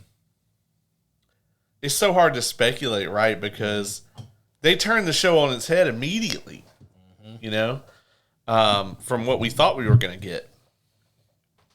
I'll be honest, man. Obviously, we're going to see more of like Fisk's war on the vigilantes. Obviously, that's going to involve them going after Frank at some point. I don't know. It seems if they're planning to do 3, 4, 5 more seasons or whatever, it seems strange that they would out Matt as Daredevil in this season. So I don't know if they're going to do that, but like they're going to have to explain those cops somehow. I guess he could just leave them there and be like, "Oh man, we found these cops in this house." I don't know. What are they going to tell people? The blind lawyer beat the shit out of them. The problem is, we know who would believe that. Oh, yeah. Fisk will believe it. Yeah. For sure. So I don't know, man. I don't know if, like, maybe Fisk hears about it and, like, starts, like, going after Matt. I know at some point, obviously, the whole crux of any of this is going to be that Fisk and Murdock are on a collision course with each other. Whether ideologically or physically or probably both. Yeah. So we'll see what happens. I'm very interested to see what happens. I hope we get a lot more Karen. I think if Frank shows up, then she has to show back up, right? For sure. But I think we get. I hope we get some more Karen. I hope Cherry gets some more time. I really like him as a character. Does that mean he's doomed to die? Maybe not this season. Yeah, but probably eventually. Yeah. I'm curious about when we get Muse introduced. Yeah. Because Matt's going to need like another physical threat in this show. Right. And they're going to have to be careful how they pace that out. because, like you said earlier, we probably don't get any more Bullseye this season. You know, that was like a loose end they really needed to do something with. Yeah. And boy, they found something. And there's 9 or 10 episodes? 9. 9. Okay. Yep. And Muse would be interesting. He doesn't view murder as murder. He just views it as art. So he'll kill people and like he'll decorate the bodies and string them up and strew them around and do things that in his mind is super artistic. Yeah, he's a real fucked up guy. Yeah, so this is going to end like right before Thunderbolts Asterisk. Yeah, yeah, it will. Man, what timing? Yeah. When I played the second episode, I actually got the trailer for Andor Season 2 on all D+, so that was interesting. Yeah, also, Disney Plus, fuck you and your commercials. I know I said that before. I'm saying it again. I can't stand your goddamn commercials.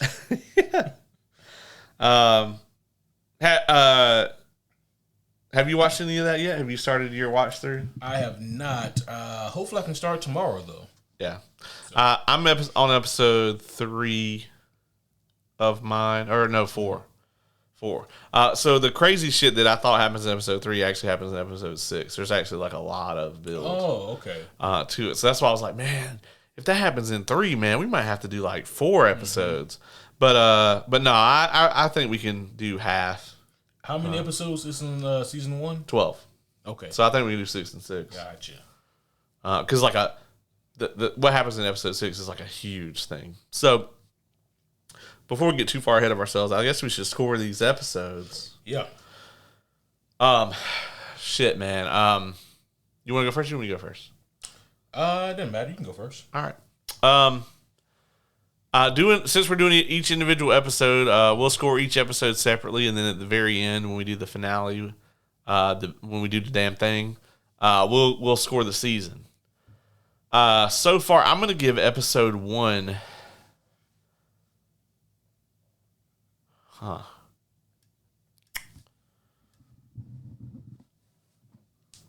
never done this. I'm giving episode 1 a 10. Oh, wow. You heard it, folks. Yep. I've been on this podcast for years, and I've never given a 10 to anything. Wow. So I'm going to give episode 1 a 10.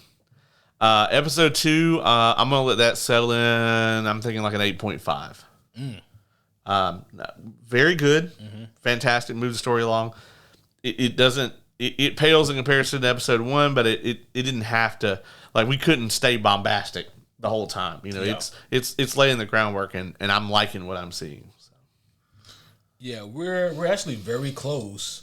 I give episode 1 a 9.5 out of 10. I think this is the way you do it, man. Yeah. I love a show like this, and you come right out the gate hot. Yeah. And, I mean, it had everything that you could want from a reboot of a beloved series like this. You get the trio hanging out again of Matt, Karen, and Foggy, and them just genuinely having a great time and hanging out and enjoying each other's company. And then you get hit with the emotional gut punch of Foggy's death, and then the action scene of Bullseye and Daredevil at the very beginning of the season. And, you know, you go from there to the stuff with Fisk, and he's running for mayor, and he fucking wins. And, like, just that entire first episode was, it was tremendous, I thought. Yeah. And, I mean, it really laid the groundwork. And so, like, I really dug that. Episode 2, I'm going to give that an 8.3. I really enjoyed episode 3. And like you said, it kind of has to be a little bit of a come down, and has to take its time to explain to us what's going on, where we're going, and introduce to us some new characters as well. And by doing so, just by the nature of storytelling, they can't all be 9s or higher. You know? Right. No. But what it does really well. I think that it is really well paced. I think if you're looking for like the super high octane action in every episode, you're going to be a little bit disappointed. Because this is storytelling, you know, so you gotta let them cook. Let them cook. Let Bendis cook, Ace. Let Bendis cook. And I'm really looking forward to the stuff with the White Tiger. It's I mean, obviously, like when I think about like the comic books, no one likes to read Batman for Bruce Wayne doing work at Wayne Industries, right? And typically, no one wants to read Daredevil book to read about him in court lawyering. I do.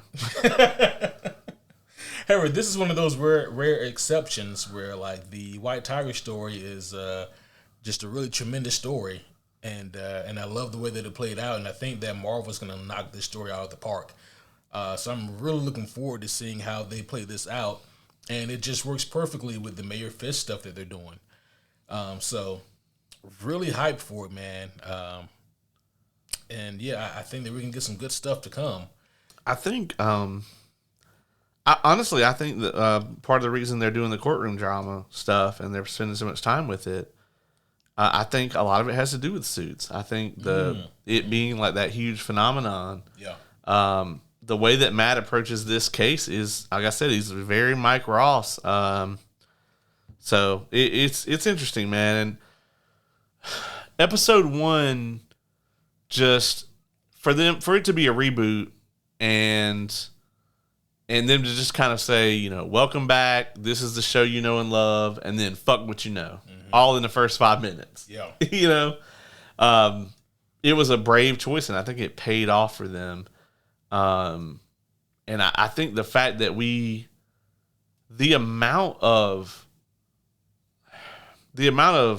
yardage that they got in that first episode without it feeling rushed was insane, right? Because we went from where we were basically at the end of episode 3 of the Netflix series, you know, them writing,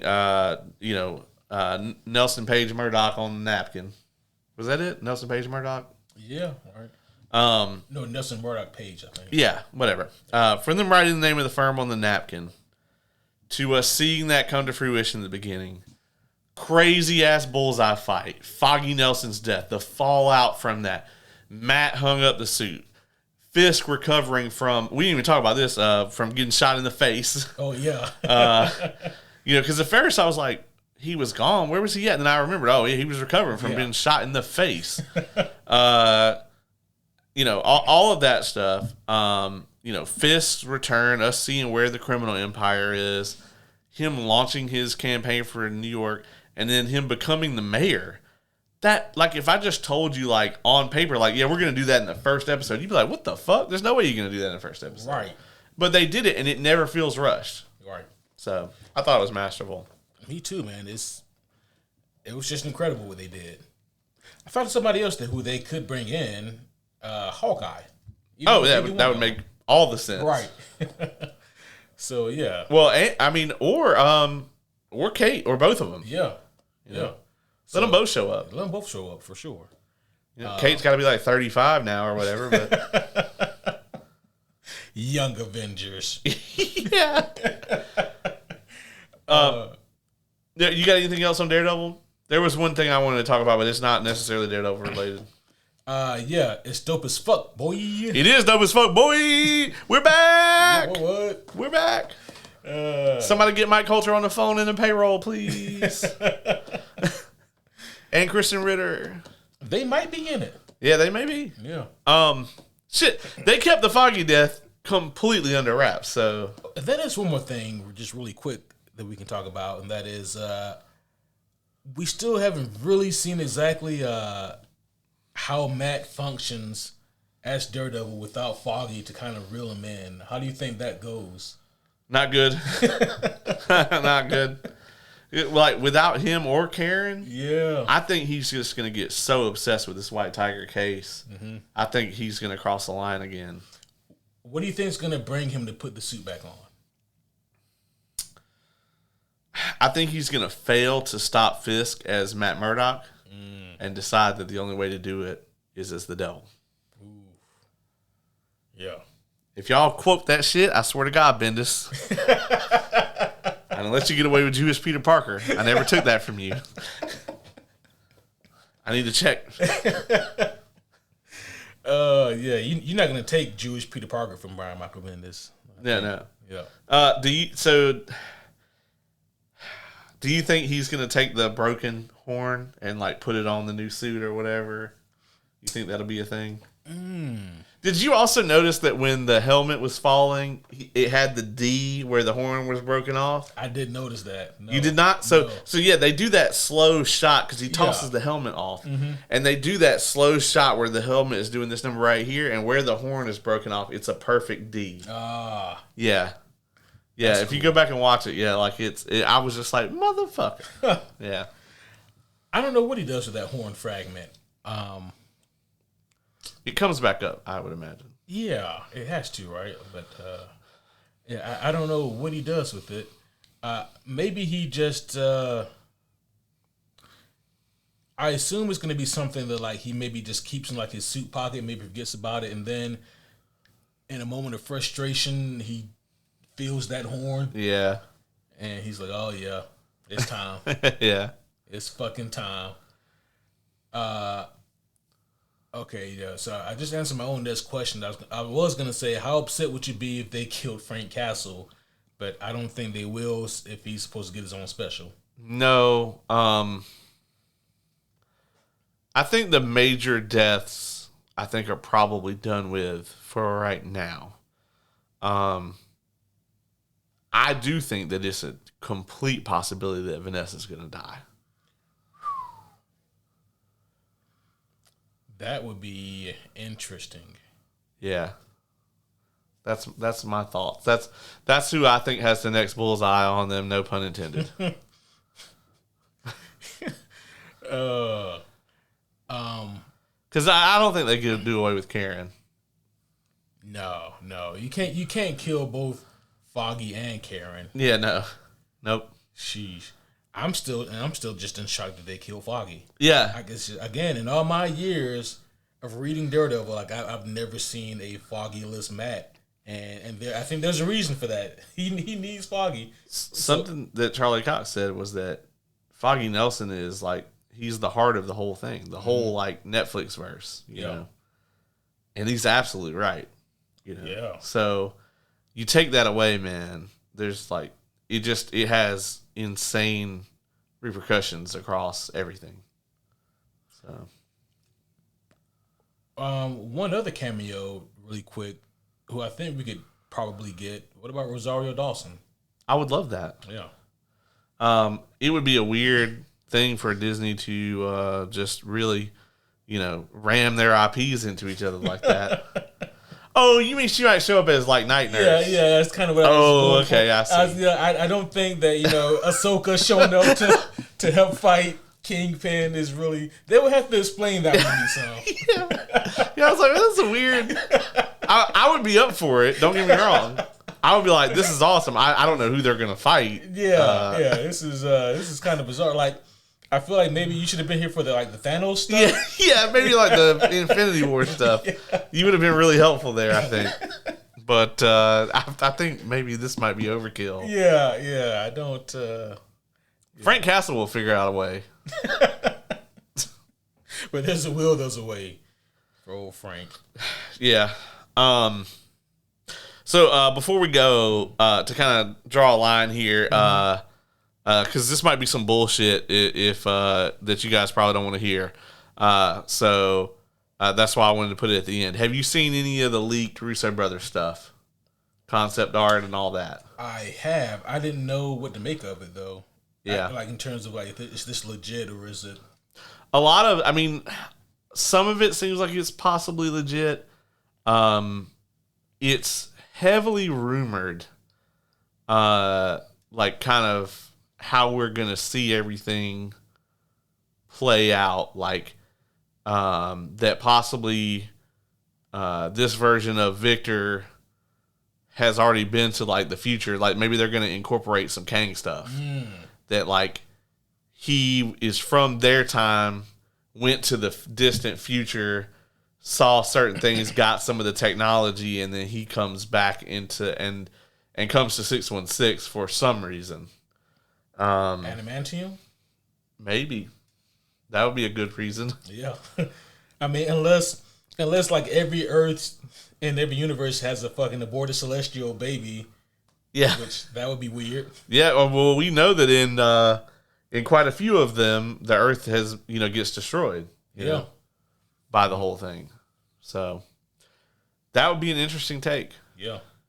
I mean, that's definitely like one resource that the 616 Earth has that the other ones don't, I'd imagine. Yeah.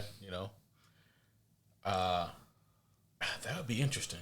Yeah, that concept art was interesting because there was, Wakanda in there. Yeah. A recast T'Challa, which I think we will get anyway. Yeah. I didn't want you guys to find out like this, but Aldous Hodge. He will also be in the movie alongside myself, and so. Who are you playing? I'm really not supposed to say, Oh, okay. Yeah, I just figured it was like, Wakandan F. Or it's like a code name until like the actual movie comes out to kind of hide that I'm playing, the new T'Challa. That's weird. I think it's weird that they got Aldous Hodge in it because I'm guessing that. I don't know who exactly he's gonna be yet. Aqualad. Yeah, he could be Aqualad, even though that's again, that's IPs crossing over. I don't. If you're gonna be T'Challa, they might as well.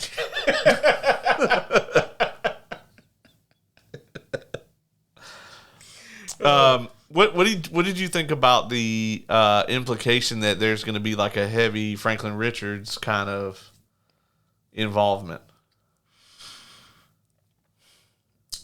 Because that would make sense for Secret Wars to me. It would make sense. I think that it can be a bit much. Yeah. If they don't know how and where to reel it in. Like if the implication is that First Steps refers to him. Yeah. Like you're going to introduce the family and possibly Victor and then Franklin Richards. Right. In 2 hours. Yeah. And there are certain times when certain characters need to be kind of power scaled a little bit. And he's one of them. Yeah, absolutely. Although, if somebody's going to fight the fucking Sentry... That is true. Then we probably need him. Yeah, but it's too late. Because Thunderbolt comes out first. Oh, well, he could kill all of them. Yeah. Oh, shit. I have interesting thoughts about Thunderbolts. Yeah. Apparently it tested well, from what I heard. That's what I'm hearing. Yeah. Everything the MCU's got coming out on the horizon, man, actually seems like it's going to be on the up and up. It's like we've been saying for years, though. Everything right now rests on Fantastic Four. Mm-hmm. He doesn't... obviously we want them to kill it with Daredevil, and they are, right? But, like... They killed Foggy with Daredevil. Yeah, they did. But, like, Daredevil could stay awesome, and then they could keep fucking up the movies. Obviously, we said this a while back. Like, Thunderbolts and Brave New World just need to be good. Yep. They don't have to be great. They don't have to be exceptional. They don't have to be, like, out of this world. They just have to be like, I didn't waste my time seeing this. I enjoyed it. Right. And, yeah, man. But Fantastic Four has to kill it. It has to, because it's ushering us into, like, the next big thing. Yeah. And, as we all know, like, with Secret Wars, they're probably going to do a soft reboot. I imagine that's going to end the multiverse. They're going to do they're going to combine everything into one. Yep, exactly. One universe. Because, I'll be honest, I think casual audiences are already tired of that shit. Yeah. And here's the thing, right? Like, I've always viewed, Secret Wars the same way that I view, like, Flashpoint. It's like, this is your one get out of jail free card. Yeah, This is like, because it's a good story that makes sense, and you can use it to reset the other shit. Well, at least with this, and I will give Marvel credit that the execution isn't great, but at least when they set out to do Secret Wars, they were like, we're gonna do a multiverse thing, and then Secret Wars will end it. Like they planned, like, all right, let's do the multiverse shit, and then to put that back in the bottle, we got Secret Wars. So at least it wasn't like, oh, we wrote ourselves into a corner. Secret Wars, Although they planned it and then wrote themselves into a corner. It's all Jonathan Major's fault. Yeah. Oh, wow. Yeah, it's all his fault. That's how they're gonna explain it. That's the corporate line. Well, if it just hadn't been for Jonathan Majors, it's all his fault, of course. But yeah, I think after Secret Wars, right? Like obviously that's got to be we in the multiverse. Everything's one universe, so it's like a soft reboot. So you can keep certain elements that people really love. You can get rid of elements that people don't like. You can change things. But after that, man, as we've said, like going into phase 7, 8, 9, whatever, they got to be very careful, man, because when it comes to established franchises, the number 7, 8, 9 aren't really associated with success or love of the audience. But obviously the basis for the MCU is going to be Fantastic Four and the X-Men. You can't fuck either one of those up in the meantime. Yes. Yeah.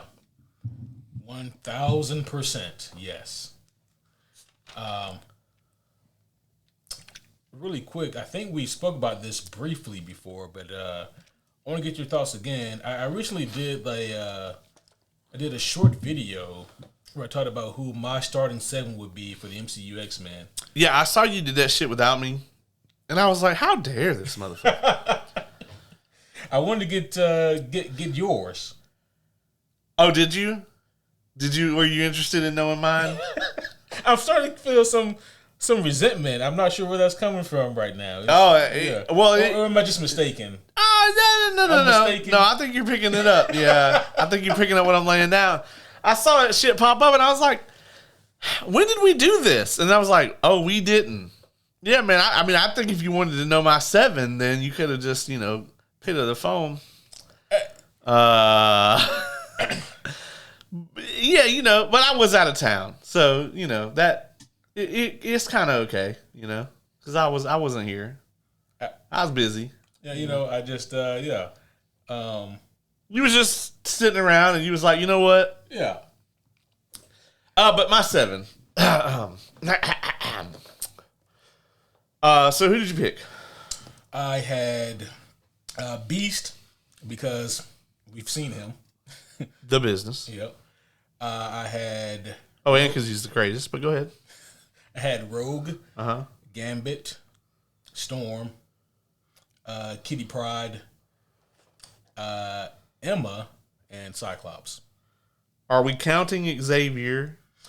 He's already... We'll say that he's already in it. He doesn't count as part of the 7. So you get Xavier, for free? Yep. Okay.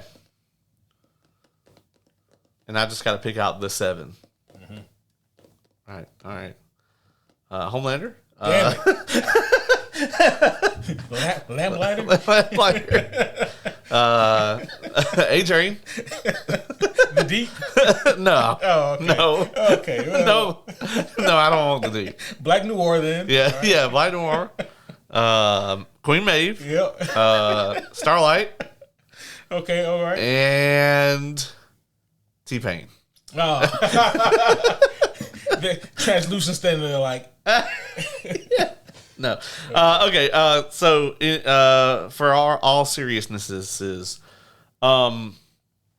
so I'm gonna go Storm, Rogue, Gambit, unless it's Channing Tatum, in which case no.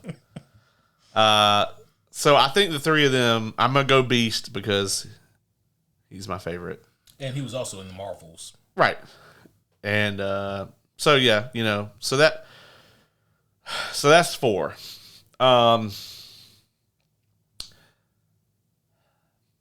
I have to sit and think, like,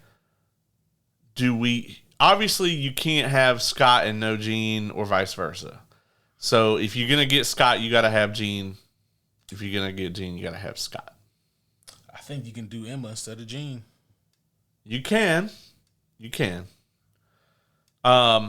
so it's kind of tough, right? Because it's like, I want to see a dope Cyclops, but the second that they put Jean in there, it just goes ahead and implies that at some point we are going to run a Dark Phoenix arc. This is why she's not on my list. Yeah, right. Yeah, and I'm just like, I gotta circle back to this. So, all right. So before I get ADHD down that rabbit hole, Beast, Gambit, Rogue, Storm. So I got 2 more. Yeah, Beast, Rogue, Gambit, Storm. I got 3 more. Yeah, we got 3 more. I'm gonna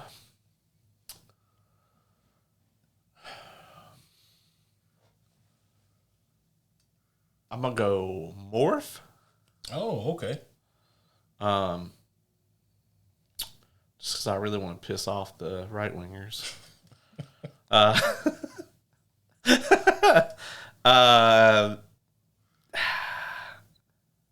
gonna go Scott. Right. The last one's always so tough. Fuck it. I'm gonna go Jubilee. Oh. I think Jubes needs her time in the sun. You know, she does, and I debated about swapping out Kitty for Jubilee. Yeah. But I didn't want to just feel like I'm doing X-Men 97. Right, yeah. Because I'm like, okay. But I do agree, Jubilee does need her time. But in terms of like live action presence, I don't think we'll ever get to a point where they have both of them, you know. Kitty and Jubes? Yeah. Just because in terms of like what they represent, they're so similar, you know. And Wolverine can't be a big brother to both of them at the same time. No, that's true. Yeah, I mean, it's interesting, right? Like, obviously, like going with the 97 lineup would be easy to do. And I wouldn't blame them if they just went with that because it's a proven commodity, right? I'd be remiss if I didn't add that I met Matt Watterson over the weekend. That's right. Who voices Magneto. I actually also I didn't get anything from him, but I also got to speak with Cal Dodd, who is Wolverine. Oh, hell, it has been Wolverine. Yeah, forever. since day one. Have you ever seen the clip where he talks about the audition or whatever? Yeah, it talks about that ridiculous line. Yeah, that he had, which is crazy, right? Because when I think about Wolverine from like the original animated series, I always think about that line, like "you stupid piece of gutter trash," gutter. And I didn't know like that was apparently like one of the first lines he had to say. Yeah. He also had one where it was like, you like picking on people who are littler than you. Mm-hmm.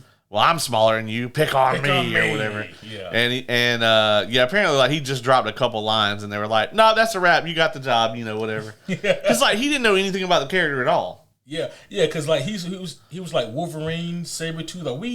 Are we animals? Is this like an animal show or whatever? And they're like, no, like this is the guy right here. And he's like, oh, okay, all right, you know. And he did a great job. I can't think of his name right now off the top of my head. But the guy that does Xavier, who he's also Immortal. Ross Marquardt? Yeah, Ross Marquardt, and he was also Red Skull in Infinity War Endgame. He was there as well. But Matt Watterson, I did get the scoop from him that he did say that the reason that season 2 has actually got delayed to 26, even though they had most everything written, is they actually didn't get all of the stuff into the animation team on time. And Disney or Marvel, whoever, like apparently they got like a group of animators. And they're like, "This is our schedule, motherfuckers. So, like, if you need a show made, like, you got to get on it." And they did not get their shit turned in time. So, like, it's actually they're waiting on the animation for next year. But he did say that he was in the booth within the last week recording season 3. So they're hoping that they can get season 2 out in 26 and season 3 out in 27. So, yeah. Man. So that is straight from the cast, folks. Well, that's exciting. Yeah, I'm out here getting the info that you guys really want to know. That's right. He's out here getting the scoop. That's right, the ground level. That's right. Shit, what was I going to ask you? I was like, man, we got to come back to this, but I think it completely slipped my mind. Well, we were talking about your starting 7. We were. Who, again, were Beast, Rogue, Gambit, Storm, Jubilee, Morph, Cyclops. And yeah, that's it. That's the 7, yeah. 7, yep. Yeah, and then I was like, "Oh man, what do you think about this?" And then I had to put a big ass pin in that, and yeah, man. Now I don't know. I'm lost. It happens. There's this cool magic trick where, like, when I press the record button to turn it off, it'll come back to you. Yeah, as soon as like you do that, I'm like, I wanted to talk about this on this show. Yeah. Yeah, no, man. I think with X-Men, I think it's very interesting to see where they go with it and kind of how they're gonna build, Phase 7, and I just hope they have the courage to not put Wolverine in that movie.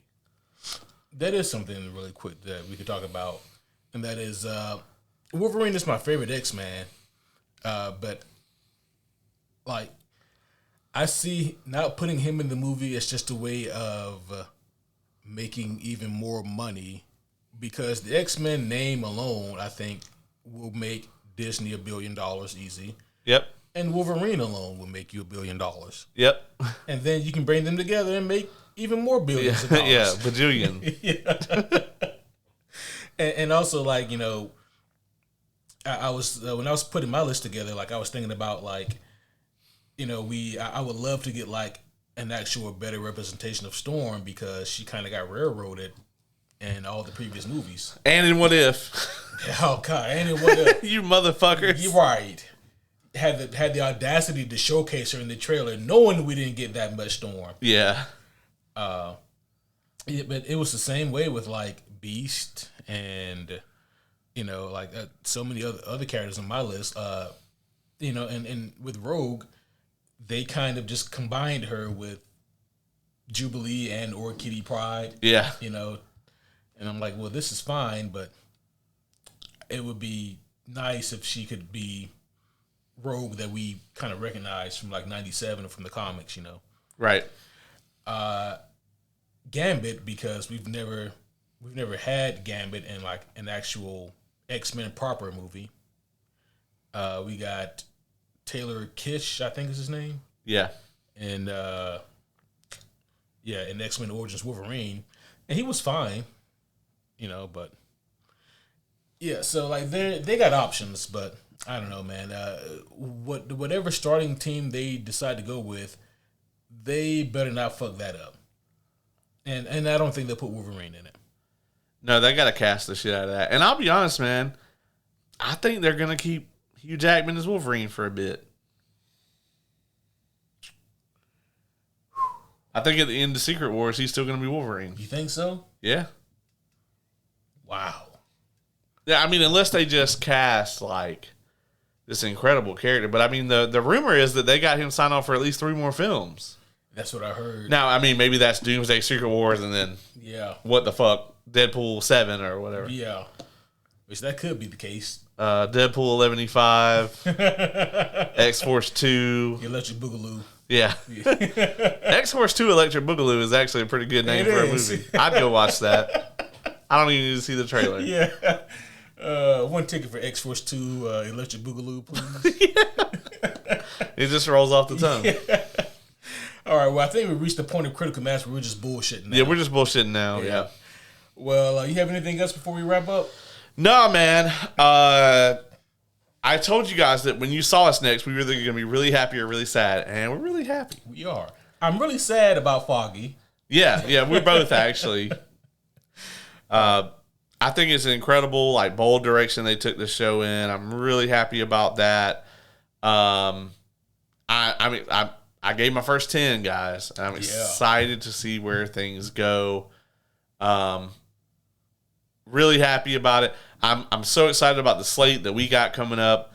We got Daredevil, we got Andor, we got fucking Invincible, we got Thunderbolts, Asterisk coming up. The Last of Us. We're going to have to talk about The Last of Us. So we have a ton of content coming out. We fucking made you some content, as my good buddy Bo Burnham says. And we got some more throwbacks coming your way. Yeah, we'll do that eventually too. The throwback. It would be great because I'm pretty sure our next throwback is Ninja Turtles. And it would have been very interesting to go ahead and get that out to coincide with the Daredevil release.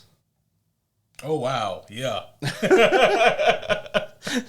That took me a while to put together. Yeah, that's true. You'd be surprised how many people don't know about that at all. That is one giant fucking parody. Yeah. Yeah. That shit is hilarious. But that's going to be it for now, homies. We will see you guys again very soon, though. Hopefully you guys enjoyed Daredevil Born Again as much as we have so far. But until next time, my name is Superhero Homie Q. And I'm Superhero Homie Caleb.